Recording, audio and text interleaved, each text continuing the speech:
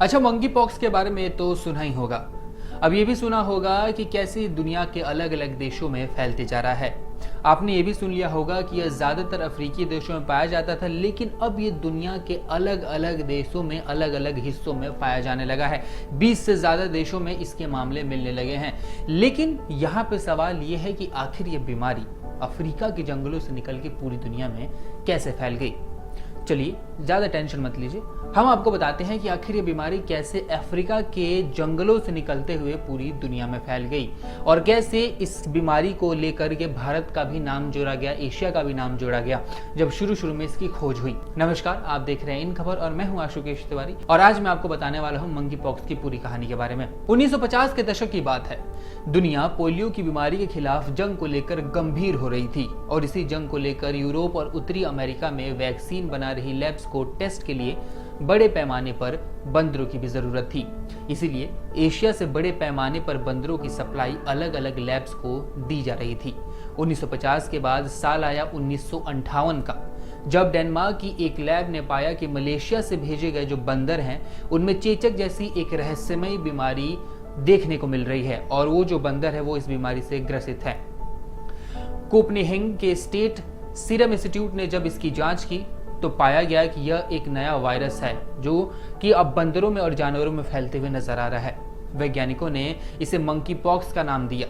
साल 1958 से लेकर के 1968 तक लैब में उन बंदरों में मंकी पॉक्स के कई मामले सामने आए जो कि एशिया से भेजे गए थे। वैज्ञानिकों को उस समय लगा कि मंकी पॉक्स का जो गढ़ है वो एशिया है, क्योंकि एशिया से ही ज्यादातर बंदर भेजे जा रहे थे, जैसे कि भारत, इंडोनेशिया, मलेशिया और जापान से तकरीबन उस समय 1000 से भी ज्यादा बंदर भेजे गए थे। हालांकि उन बंदरों के खून के नमूनों की जांच की गई और उनमें मंकी पॉक्स के एंटीबॉडीज जो थे वो नहीं पाए गए। इसके बाद भी वैज्ञानिकों द्वारा ऐसा कहना थोड़ा अजीब लगा कि जो एशिया से बंदर आ रहे हैं, जो भारत, इंडोनेशिया से जो बंदर आ रहे हैं, उनमें मंकी पॉक्स का जो मामला है वो ज्यादा देखने को मिल रहा है और वहीं से ये इसका ओरिजिन हुआ है। हालांकि इसके स्रोत का खुलासा आगे चल के हो गया। ये खुलासा हुआ 1970 में जब जायरे में मंकी पॉक्स के इंसान में संक्रमण का पहला मामला सामने आया। बताया जाता है कि जब पहला मामला सामने आया तब पता चला कि ये जो बीमारी है मंकी पॉक्स का संक्रमण का, वो उतनी भी ज्यादा खतरनाक नहीं है जितना माना जा रहा था। अफ्रीका देश जायरे को अब कांगो के नाम से जाना जाता है, जहां पे सबसे पहले इसका मामला आया। वहां पे यानी कांगो में इसके सबसे ज्यादा मामले मंकी पॉक्स के देखने को मिलते हैं। आगे चलकर जब एक और खुलासा सामने आया, वो खुलासा था कि मंकी पॉक्स सिर्फ बंदरों में नहीं फैलता, ये इंसानों में भी फैलता है। मध्य और पश्चिमी अफ्रीका के कई देशों से लिए गए पशुओं के खून के सैंपल्स में बंदरों की 7 प्रजातियां और गिलहरियों की 2 प्रजातियों में मंकी पॉक्स के एंटीबॉडीज पाए गए, जिसने यह बात साबित कर दी कि एशिया से लाए गए बंदर संक्रमित नहीं थे और एशिया के बंदर जो है वो संभवतः उस वक्त संक्रमित हुए होंगे जब वो अफ्रीकी बंदरों के साथ उनको ले जाया जा रहा होगा और तभी वायरस का जो है आदान प्रदान हुआ होगा और उसी वक्त एशिया के जो बंदर थे वो जो है संक्रमित हुए होंगे। धीरे धीरे यह बीमारी लोगों में फैलती गई और ऐसा वक्त आ चला कि कांगो में 9 महीने के बच्चे में भी मंकी पॉक्स का पहला मामला सामने आ गया।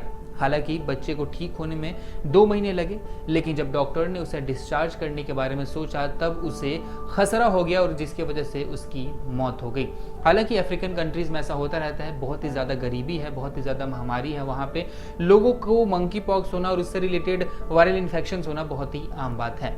इसके बाद लाइबेरिया, नाइजीरिया, सीरिलियोन और आइवरी कोस्ट जैसे अफ्रीकी देशों में इस बीमारी के मामले की पुष्टि होने लगी। हालांकि उस समय अच्छी बात यह थी कि मंकी पॉक्स के ज्यादातर मामले मध्य और पश्चिमी अफ्रीका के प्राकृतिक जलाशयों में भी सिमटे हुए थे। इसके 90% मामले वहीं यानी रेन फॉरेस्ट के जो छोटे मोटे गांव होते हैं वहीं से देखने को मिल रहे थे, क्योंकि वहां पे होता क्या था कि लोग वहां पे जानवरों के संपर्क में आते थे, उनका शिकार करते थे और इसी वजह से उनमें जब वो जानवरों के संपर्क में आते थे तब मंकी पॉक्स उनमें भी फैल जाता था।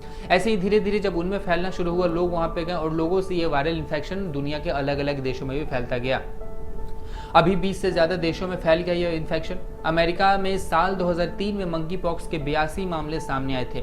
इसके बाद से सरकार ने अफ्रीका से आए चूहे और अन्य जीवों को मार दिया और संक्रमण रुक गया था। इसके बाद किसी भी इंसान में संक्रमण की पुष्टि नहीं की गई थी, लेकिन एक बार फिर से मंकी पॉक्स का जो कहर है वो आगे की तरफ बढ़ते जाने लगा है और लोग अब और भी ज्यादा चिंतित हैं। हालांकि अमेरिका ने इसको लेके जो वैक्सीन बनाया गया था उसकी डोजेस खरीद ली है अपने सिटीजन्स के लिए।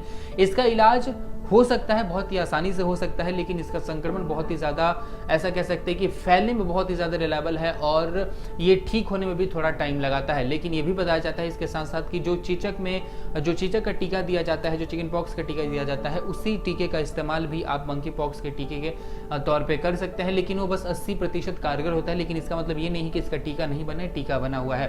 अभी भारत भी इसको लेकर काफ़ी ज़्यादा सतर्क है। अलग अलग राज्यों को ये गाइडलाइंस जारी की गई हैं कि जो भी टूरिस्ट इन देशों से आ रहे हैं उनको क्वारंटीन में रखा जाए, उनकी जांच की जाए। अगर जांच में मंकी पॉक्स का मामला मिलता है तो उन्हें वहीं से लौटा दिया जाए। और अलग अलग देशों ने अपने कई सारे गाइडलाइंस भी जारी किए हैं। हालांकि अभी आपको डरने की ज़रूरत नहीं है, प्रिकॉशंस लेते रहिए। और अगर आपको ऐसे कोई मरीज मिले चिकन पॉक्स, मंकी पॉक्स के, तो उससे कोशिश कीजिए दूरी बना के रखें। और अगर इससे रिलेटेड कोई भी अपडेट चाहते हैं तो हमारा चैनल ज़रूर सब्सक्राइब करें आप। धन्यवाद। इन खबर चैनल को सब्सक्राइब करें।